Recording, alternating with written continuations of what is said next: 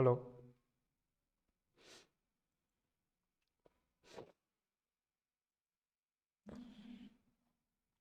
So hello everyone, greetings of the day. मैं रवि तिवारी।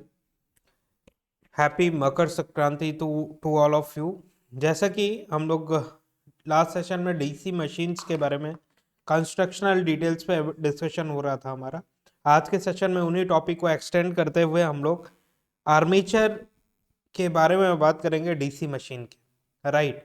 तो चलिए सेशन स्टार्ट करते हैं, लेकिन सेशन स्टार्ट करने से पहले कुछ इंपॉर्टेंट इन्फॉर्मेशन कि हम लोग गेट एकेडमी के चैनल पे हैं एंड अभी आपको exclusive discount on GATE academy online test series देखने के लिए मिल रही है।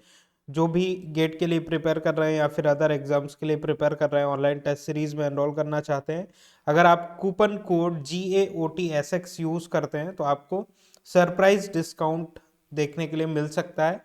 ये लिमिटेड टाइम ऑफर है और केवल फर्स्ट 50 एनरोलमेंट्स के लिए वैलिड है। गेट एकेडमिक RRB जेई 2024 का जो कोर्स है वो CBT 2 499 में अवेलेबल है एंड CBT 1 प्लस CBT 2 777 में अवेलेबल है। और RRB जेई 2024 में 7900 प्लस पोस्ट है। CBT 1 एग्जामिनेशन कंडक्ट हो चुका है, आप लोगों ने सभी ने प्रॉपरली अटेम्प्ट किया होगा। एंड CBT 2 के लिए अगर आप प्रिपेयर करना चाहते हैं तो 499 में आप एनरोल कर सकते हैं इन कोर्सेस में। गेट 26 के जो एस्पिरेंट्स हैं, गेट 26 के लिए प्रिपेयर करना चाह रहे हैं, वो 2222 पे करके 26 के कोर्सेस में एनरोल कर सकते हैं। 27 के कैंडिडेट 3333 उनको एनरोलमेंट फीस पे करना पड़ेगा एंड 28 के जो कैंडिडेट्स हैं वो 5555 पे करके गेट एकेडमी की टेस्ट सीरीज में एनरोल कर सकते हैं। Just a second.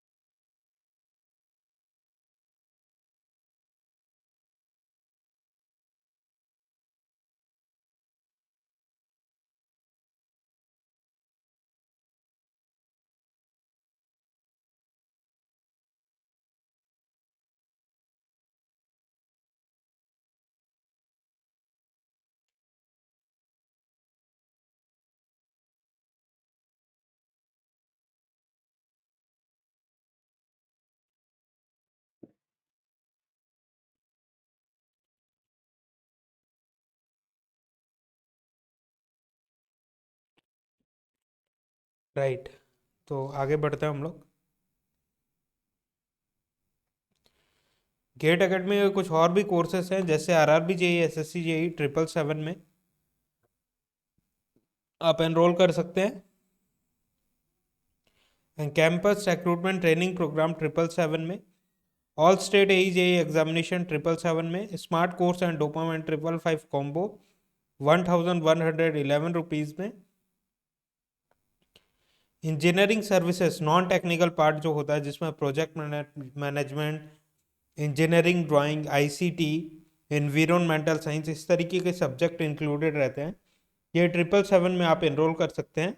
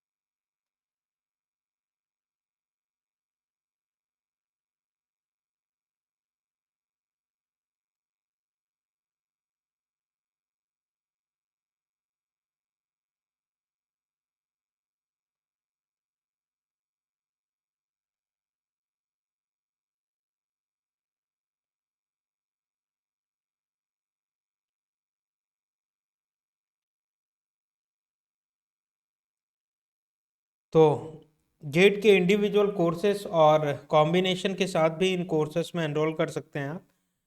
जैसे कि नेटवर्क में इंडिविजुअल बेसिस पे आपको एनरोल करना है, या power system, power electronic, electrical machine, analog electronics, EMT, digital electronics, measurement, microprocessor, signal system, control system. तो इन सब्जेक्ट्स में आप इंडिविजुअल बेसिस पे या फिर अपने बेस्ट कॉम्बिनेशन के साथ भी कोर्सेस में एनरोल कर सकते हैं। उसके लिए आपको गेट एकेडमी की ऑफिशियल वेबसाइट विजिट करनी होगी। एंड जो कैंडिडेट 25 के कोर्सेस में एनरोल किए हुए थे, वो गेट एक्सटेंशन कोर्स अगर लेना चाह रहे हैं कि 26 में एक्सटेंड करना चाह रहे हैं अपने कोर्सेज को, तो 1500 पे करके वो एक्सटेंड कर सकते हैं। एंड यूपीपीएससी एई प्रीलिम्स और मेंस 1111 में अवेलेबल है। Just a second.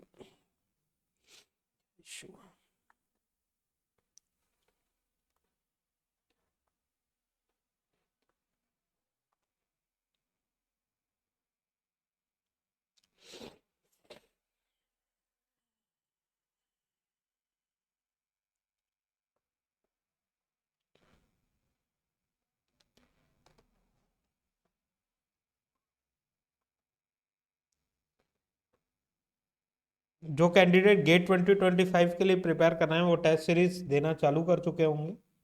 एंड जिसकी प्राइस 333 है गेट एकेडमी के टेस्ट सीरीज की। इसमें topic wise 28 test, subject wise 12 test, and advance level के 12 टेस्ट सब्जेक्ट वाइज, जो कि बेसिक लेवल के भी 12 टेस्ट हैं।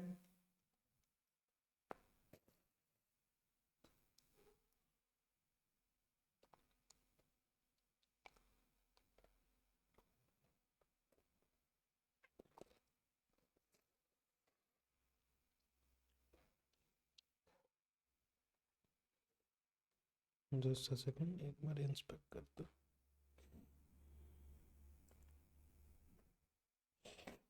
हेलो।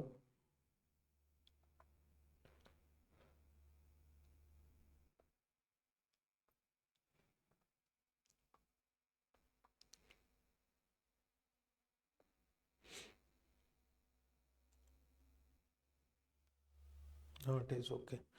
तो मल्टीपल सब्जेक्ट टेस्ट यहाँ पे 14 टेस्ट हैं, and full and mock test for GATE examination 10 test है।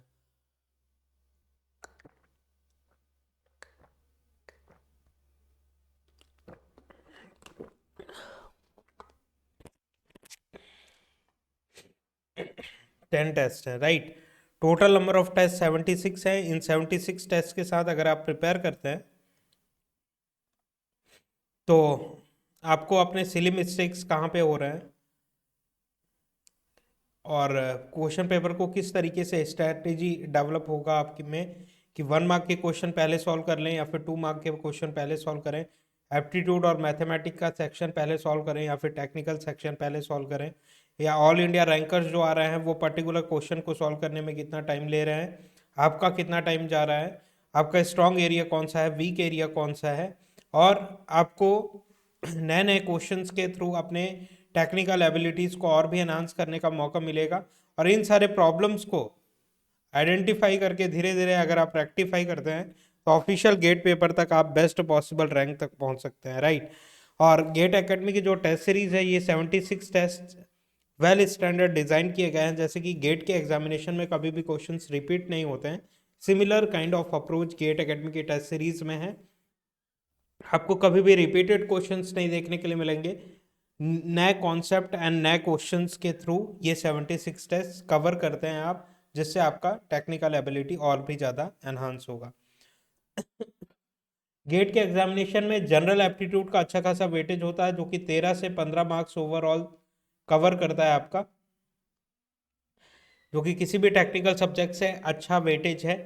तो एप्टीट्यूड प्रिपरेशन करने के लिए गेट एकेडमी एक ई बुक लॉन्च किया हुआ है, जिसका क्यूआर कोड स्क्रीन के सामने है। इस क्यूआर कोड को अगर आप स्कैन करते हैं तो एप्टीट्यूड ई बुक तक आप पहुंच जाएंगे, या फिर आप प्ले स्टोर में भी जाके सर्च कर सकते हैं GATE academy general aptitude e book, right. तो जिसकी प्राइस 222 है, plus GST available on Google e books, जिसमें numerical ability, logical reasoning, verbal ability, special aptitude, total number of pages 521 है। और इस बुक की खास बात यह है कि इसमें topic wise previous 15 years GATE question with detail solution available है। तो एप्टीट्यूड प्रिपरेशन करने वाइज आपको कहीं भी अदर रिसोर्सेज को विजिट करने की जरूरत नहीं है। One and only one complete solution GATE academy आपको प्रोवाइड कर रहा है। राइट तो चलिए हम लोग सेशन स्टार्ट करते हैं। और लास्ट सेशन में हम लोगों ने डिस्कस किया था कंस्ट्रक्शनल डिटेल्स में।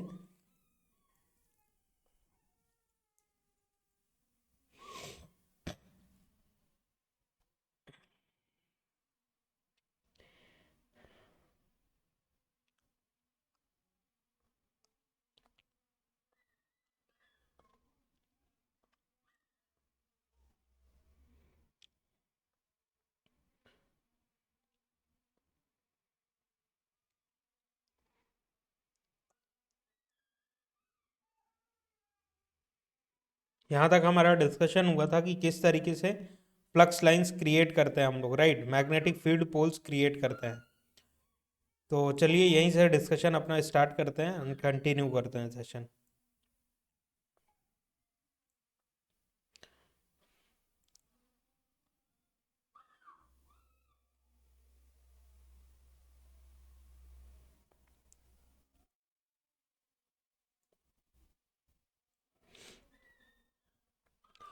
तो फील्ड एक्साइटेशन हम लोग प्रोवाइड करके ये फ्लक्स लाइंस यहाँ तक क्रिएट कर रहे थे। अब आगे के डिस्कशन में by controlling the excitation we can control the flux line, therefore we used electromagnets for the construction of electrical machine, right। Electromagnets हम लोग यूज करते हैं और ये जो मटेरियल्स रहते हैं हाईली परमिएबल मटेरियल्स रहते हैं। परमिएबिलिटी हाई होने का क्या मतलब है कि रिलक्टेंस रेड्यूस हो जाएगा एंड फ्लक्स लाइंस स्ट्रेंथन होंगी। ऑपरेटिंग फ्लक्स लाइंस स्ट्रेंथन की जा सकती हैं, राइट। फ्लक्स डेंसिटी जो होगी वो अच्छी रहेगी जिससे टॉर्क रोटेटिंग इलेक्ट्रिकल मशीन में बेटर प्रोड्यूस होगा। और अगर स्टैटिक इलेक्ट्रिकल मशीन ट्रांसफार्मर में बात करें तो ऑपरेटिंग फ्लक्स अगर स्ट्रांग है, अच्छा है, फ्लक्स डेंसिटी हाई है, तो आपके इंड्यूस वोल्टेजेस जो हैं both primary and secondary side में इंटरनल इंड्यूस वोल्टेजेस जो होते हैं वो बेटर होंगे, उनका मैग्नीट्यूड, राइट। क्योंकि जो इंड्यूस वोल्टेजेस होते हैं वो directly proportional to d phi by d t होते हैं। तो rate of change of flux line जितना ज़्यादा हाई होगा उतना ज़्यादा मैग्नीट्यूड इसका देखने के लिए मिलेगा इन स्टैटिक इलेक्ट्रिकल मशीन। एंड यहाँ पे जैसे कि ईएमएफ इलेक्ट्रोमोटिव फोर्स हम लोगों ने इलेक्ट्रिकल सर्किट में इंजेक्ट किया तो करंट फ्लो करना चालू किया, राइट। एंड रेजिस्टेंस इस करंट को अपोज करता है और हम लोग लिखते हैं I is equal to V divided by R. I is equal to V divided by R. Resistance की वैल्यू जितनी ज़्यादा होगी उतना करंट की वैल्यू क्या होगी, कम होगी, राइट। क्योंकि एक दूसरे के इनवर्स रिलेशन में है। रेजिस्टेंस अगर इंक्रीज कर रहा है तो करंट की वैल्यू रिड्यूस होगी। करंट को सेम मेंटेन करने के लिए, करंट को सेम मेंटेन करने के लिए, जस्ट अ सेकेंड, करंट के मैग्नीट्यूड को सेम मेंटेन करने के लिए हम लोगों को ऑपरेटिंग वोल्टेजेस जो है वो इंक्रीज करना पड़ेगा जिससे करंट अगेन जो है अपनी स्टैंडर्ड वैल्यू को पहुंच सके। जितना सर्किट में करंट का रिक्वायरमेंट है उतना हम लोग इंजेक्ट कर सके, राइट। तो इलेक्ट्रोमोटिव फोर्स होता है ये इलेक्ट्रिकल सर्क्यूटरी है। अब इसी का एनालॉगस मैग्नेटिक सर्क्यूट का बिहेवियर हम लोग एनालाइज करने की कोशिश करते हैं।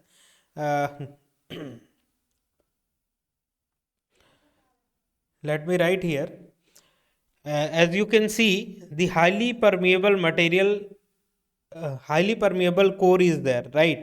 तो हाईली परमेबिलिटी मटेरियल का हम लोगों ने कोर बनाया हुआ है जो कि जिसकी परमेबिलिटी ग्रेटर देन 1 है। फेरोमैग्नेटिक मटेरियल का ये कोर कंस्ट्रक्ट किया गया है जैसे कि ट्रांसफार्मर में हम लोग ऑलरेडी कवर कर चुके हुए हैं। यहाँ पे मल्टी नंबर ऑफ टर्न्स आपको देखने के लिए मिलता है और यहाँ से सप्लाइड वोल्टेज आप इंजेक्ट करते हैं। जैसे ही वोल्टेजेस इंजेक्ट किया करंट सर्कुलेट होना चालू हुआ। करंट अगर इन नंबर ऑफ टर्न्स में फ्लो करेगा तो एमएफ क्रिएट करेगा, फ्लक्स प्रोड्यूस होगा। एक स्टोरी ये होती है। या फिर हम लोग कह सकते हैं कि whenever any conductor if we inject the current in particular conductor, so all around the conductor magnetic flux lines induced, right। तो किसी भी कंडक्टर में अगर करंट इंजेक्ट करते हैं हम लोग तो all around the conductor magnetic flux lines exist करना चालू कर देती है मैग्नेटिक फ्लक्स लाइंस इंड्यूस हो जाती हैं। तो करंट अगर इंजेक्ट किए हुए हैं तो फ्लक्स लाइंस यहाँ पे क्रिएट हो गई, जो कि अपना पाथ कुछ इस तरीके से कंप्लीट करेंगी। लेकिन फ्लक्स तो क्रिएट हो गया, डायरेक्शन का कैसे पता चलेगा? तो राइट हैंड थंब रूल आपको मालूम है, amperes right hand thumb rule, कि अगर फ्लक्स का डायरेक्शन ये है तो magnetic flux lines upward direction में, या फिर करंट का डायरेक्शन पता है तो फ्लक्स आप इन्वेस्टिगेट कर सकते हैं, या फिर फ्लक्स का डायरेक्शन पता है तो करंट इन्वेस्टिगेट कर सकते हैं, राइट। अगर करंट ये है तो फ्लक्स ये है, अगर फ्लक्स ये है तो करंट ये है, वैसे वर्जा दोनों केसेस में एप्लीकेबल है कि कोई भी एक क्वांटिटी आपको नोन है, एक का डायरेक्शन नोन है, तो दूसरे वाली क्वांटिटी का डायरेक्शन आप एम्पियर्स लॉ के थ्रू इन्वेस्टिगेट कर सकते हैं। तो करंट इस डायरेक्शन में, तो ऑपरेटिंग फ्लक्स लाइंस इस डायरेक्शन में फ्लो करेंगी, जो कि both primary and secondary winding से लिंक करके वोल्टेजेस इंड्यूस करेंगी। इस तरफ के इंड्यूस वोल्टेजेस को E2, इस तरफ के इंड्यूस वोल्टेजेस को E1 कहते हैं हम लोग, राइट। ये सारी स्टोरी होती है। देन इसके बाद ट्रांसफार्मर चालू हो जाता है। तो ट्रांसफार्मर में इंटर नहीं करना है हम लोगों को, मैग्नेटिक सर्क्यूट तक ही लिमिटेड रहना है, राइट। तो ध्यान दीजिएगा, नो लोड के कंडीशन में जो ट्रांसफार्मर का केस होता है वहां तक हम लोगों ने बात किया।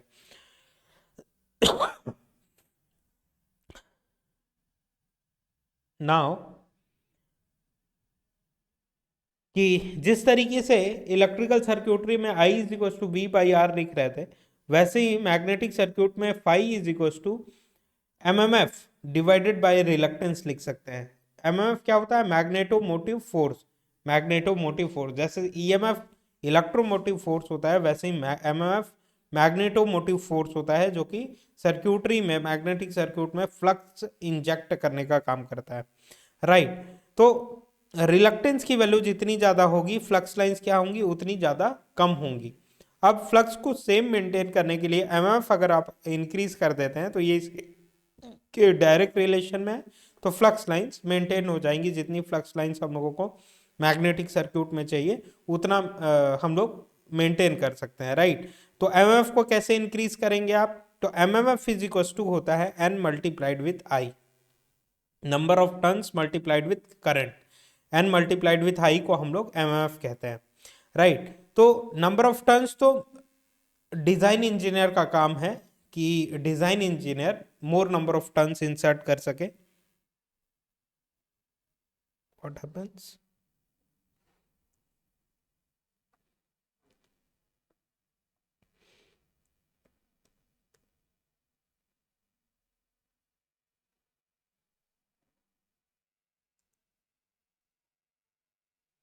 Sorry for the interruptions.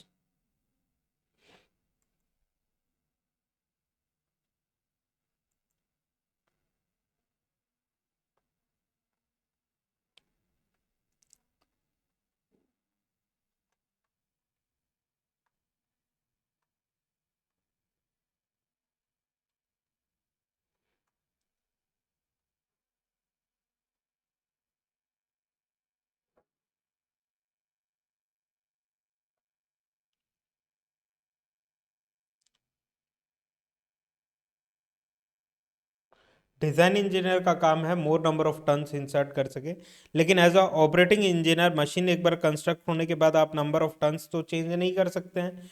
तो क्या अल्टरनेटिव है आपके पास? नंबर ऑफ टर्न्स अगर आप इंक्रीज नहीं कर सकते हैं तो करंट अगर आप इंक्रीज कर देते हैं, कि जो करंट इंजेक्ट हो रही है वो अगर इंक्रीज हो जाए, let me write here, MMF is equal to N multiplied with I। तो नंबर ऑफ टर्न्स अगर आप इंक्रीज नहीं कर सकते तो करंट इंक्रीज कर दीजिए, जिससे MMF इंक्रीज हो जाएगी, और MMF इंक्रीज हो जाएगी तो फ्लक्स की वैल्यू इंक्रीज हो जाएगी।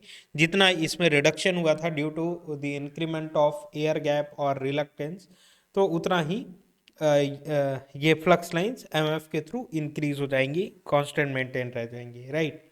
तो एयर गैप के इंक्रीज होने से यहाँ अगर हम लोग कट कर देते हैं मैग्नेटिक सर्क्यूट को, तो एयर गैप इंट्रोड्यूस हो गया। जैसे मैग्नेटिक फ्लक्स पाथ की, फेरोमैग्नेटिक मटेरियल है क्या एयर? नहीं, नॉन मैग्नेटिक मटेरियल है। तो नॉन मैग्नेटिक मटेरियल की परमेबिलिटी क्या होगी? ऑब्वियस सी बात है, कम होगी कंपेयर टू फेरोमैग्नेटिक मटेरियल। तो परमेबिलिटी अगर रेड्यूस हो गई एयर के इंक्रीज होने से, सो रिलक्टेंस क्या हो गया? इंक्रीज हो गया। रिलक्टेंस इंक्रीज हो गया तो फ्लक्स रिक्वायरमेंट क्या हो गया? फ्लक्स रेड्यूस कर गई, फ्लक्स रिक्वायरमेंट क्या हो गया, इंक्रीज हो गया। फ्लक्स रिक्वायरमेंट को फुलफिल कैसे किया जा सकता है, by injecting some extra current, by injecting some extra current.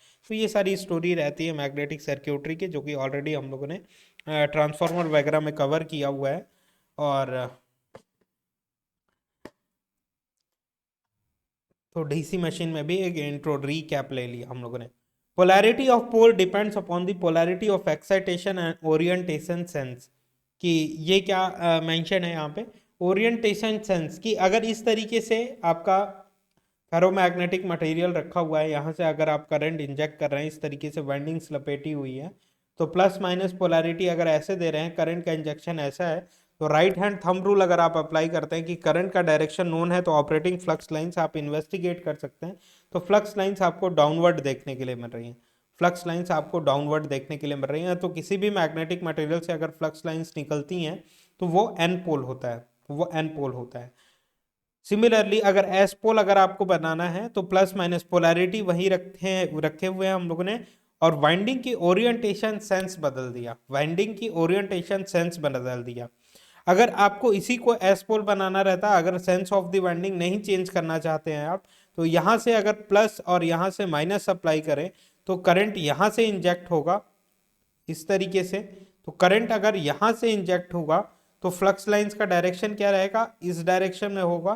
तो एयर से अगर फ्लक्स लाइंस मटेरियल में इंटर कर रही है तो ये एस पोल बन जाता, राइट। तो इस तरीके से पोलैरिटी भी इंटरचेंज करके हम लोग पोल्स का पोलैरिटी भी चेंज कर सकते हैं, राइट। या फिर आप वाइंडिंग्स का ओरिएंटेशन चेंज कर दें। देखिए यहाँ से बॉटम से टॉप आ रही थी वाइंडिंग, यहाँ पे क्या हो रहा है, टॉप से बॉटम जा रही है, देन टॉप से बॉटम, टॉप से बॉटम, टॉप से बॉटम, और यहाँ से ये वायर निकल चुका है। तो करंट अगर ऐसा फ्लो कर रहा है, करंट का डायरेक्शन अगर ऐसा है, तो राइट हैंड थंब रूल के अकॉर्डिंग करंट का डायरेक्शन पता है, तो फ्लक्स लाइंस आप इन्वेस्टिगेट कर सकते हैं। तो फ्लक्स लाइंस इस डायरेक्शन में होंगी, मतलब कि एयर से फ्लक्स लाइंस एस पोल पे एंटर कर रही हैं, मटेरियल में एंटर कर रही है, मतलब कि एस पोल होगा वो, इजंट इट। अब अगर if you want to make this pole as N pole, तो एन पोल अगर आपको बनाना है तो वाइंडिंग का ओरिएंटेशन वही रखते हैं, पोलैरिटी अगर हम लोग चेंज कर देते हैं तो करंट यहाँ से इंजेक्ट होना चालू हो जाएगी, यहाँ से इंजेक्ट हो रही है तो बॉटम से टॉप जाएगी, बॉटम से टॉप इस तरीके से जाएगी, एंड देन करंट का डायरेक्शन इस तरीके से रहेगा, राइट। अब करंट का डायरेक्शन पता है तो फ्लक्स लाइंस आप इन्वेस्टिगेट कर सकते हैं, फ्लक्स लाइंस इस डायरेक्शन में होंगी, और फ्लक्स लाइंस अगर इस डायरेक्शन में मटेरियल से बाहर आ रहा है तो ये एन पोल बन जाएगा, इजंट इट। तो एन और एस पोल्स अकॉर्डिंगली आप इस तरीके से कंस्ट्रक्ट कर सकते हैं, नॉट एन इशू।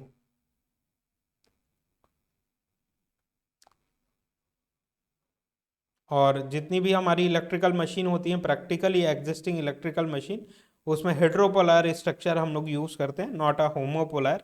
होमोपोलर मतलब कि continuous N N N N या फिर continuous S S S poles.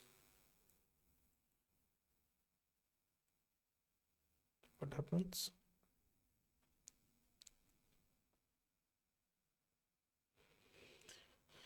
तो इस तरीके से हम लोगों ने यहाँ से वाइंडिंग प्रोवाइड करके, कुछ इस तरीके से सारे के सारे में वाइंडिंग्स प्रोवाइड करके, सेंस ऑफ द वाइंडिंग सभी में इंटरचेंज्ड है, राइट। तो यहाँ से करंट इंजेक्ट किया, अगर डीसी एक्साइटेशन प्रोवाइड किया तो ये एस पोल एंड देन ये एन पोल एंड देन ये एस पोल एंड देन ये N pole, right. Flux lines निकल रही हैं तो वो एन पोल बन गया। फ्लक्स लाइंस यहाँ पे इस डायरेक्शन में होंगी, फ्लक्स लाइंस एन पोल में इस डायरेक्शन में होंगी, एंड एस पोल में यहाँ पे एंटर करेंगी, यहाँ पे भी फ्लक्स लाइंस एंटर करेंगी, राइट। और किस तरीके से एन एन से निकलती हैं, half of the flux lines, half of the flux lines S pole में जाती हैं, और योक में 5/2 फ्लक्स फ्लो करता है। ये सारी स्टोरी हम लोगों को ऑलरेडी पता है।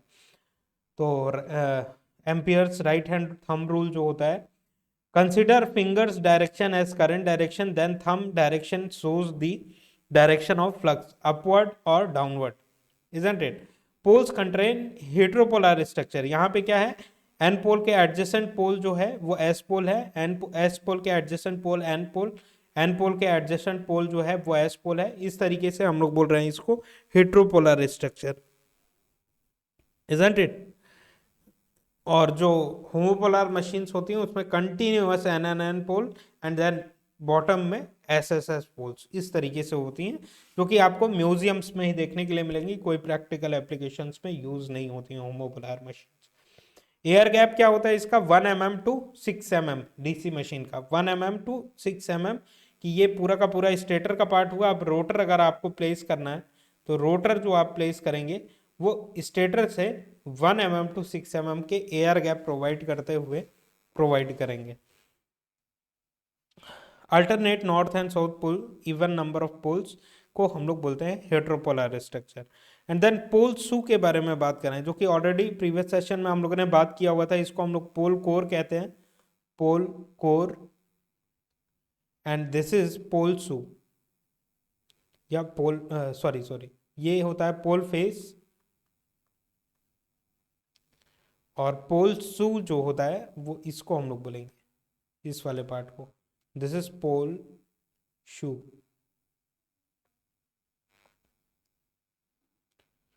पोल शू का क्या काम होता है, use to distribute flux over the air gap, right, कि पोल कोर ऐसा आ रहा है एंड देन ये इस तरीके से डिवाइडेड है, इस तरीके से शेप लिया हुआ है, जो कि पूरे के पूरे एयर गैप में फ्लक्स डिस्ट्रीब्यूट करने का काम करेगा। और पोल शू के विड्थ ज्यादा होने के कारण एयर गैप क्या हो गया, रेड्यूस हो गया। अदरवाइज क्या होता कि पोल कोर अगर यहीं तक रहता, पोल शू नहीं होता, तो यहां से यहां तक पूरा का पूरा एयर गैप मिलता, एयर गैप की वैल्यू बढ़ जाती, मतलब कि रिलक्टेंस की वैल्यू बढ़ जाती, तो परमेबिलिटी रेड्यूस हो जाती, परमेबिलिटी रेड्यूस हो जाती तो फ्लक्स का रिक्वायरमेंट बढ़ जाता, मतलब फ्लक्स कम हो जाती। फ्लक्स को मेंटेन करने के लिए लार्ज करंट का रिक्वायरमेंट होता, तो size of the machine, cost of the machine भी बढ़ जाती क्योंकि 1 एम्पियर का करंट फ्लो करवाने के लिए area of cross section of conductor इतना रखे हुए हैं, तो 10 mm या 100 एम्पियर का करंट इंजेक्ट करने के लिए ऑब्वियस सी बात है area of cross section of conductor ज्यादा यूज करना पड़ता,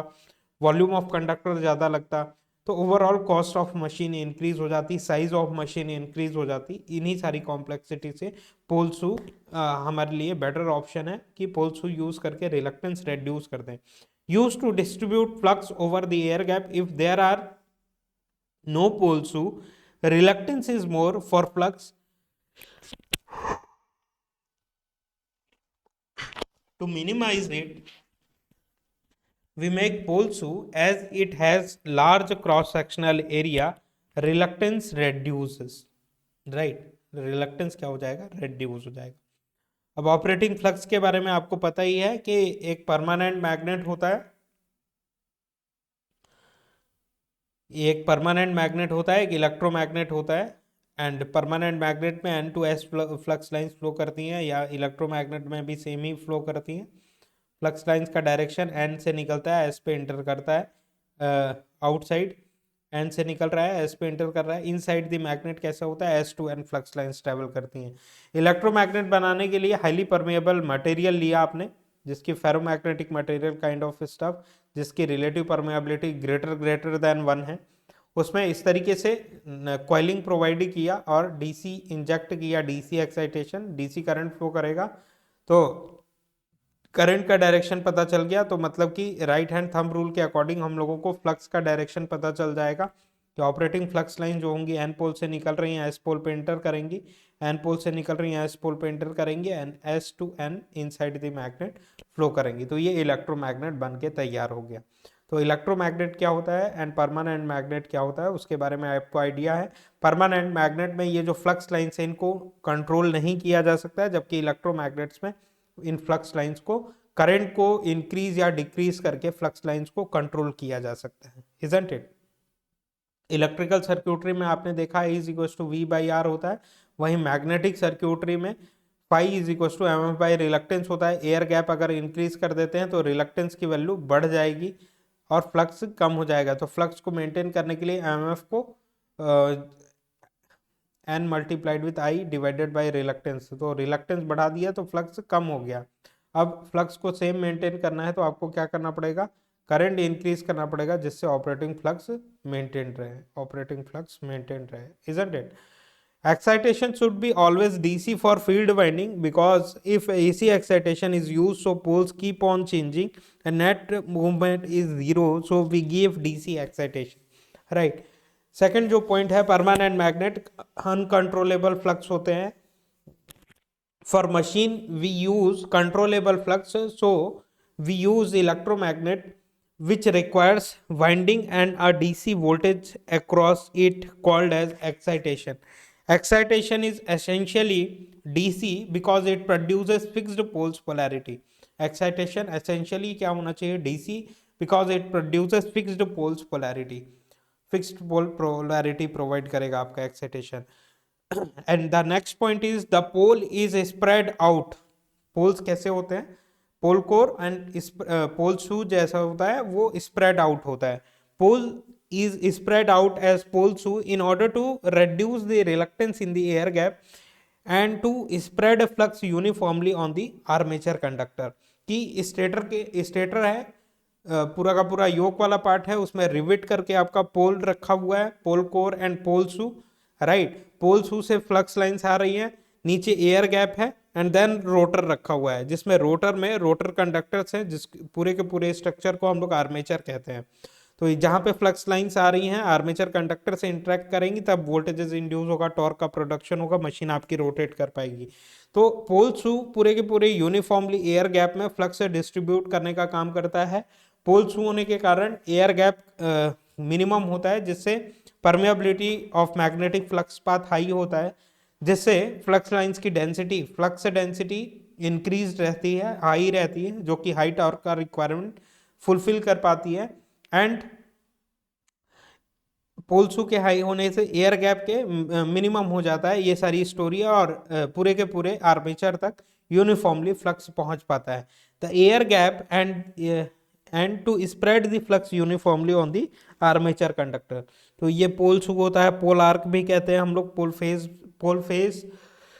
पोल आर्क क्या होता है, पोल कोर क्या होता है, एक्साइटेशन कहाँ पे प्रोवाइड करते हैं, योग का पार्ट कौन सा है, पोल शू क्या है, ये सारी डायग्राम में रिप्रेजेंटेटेड है.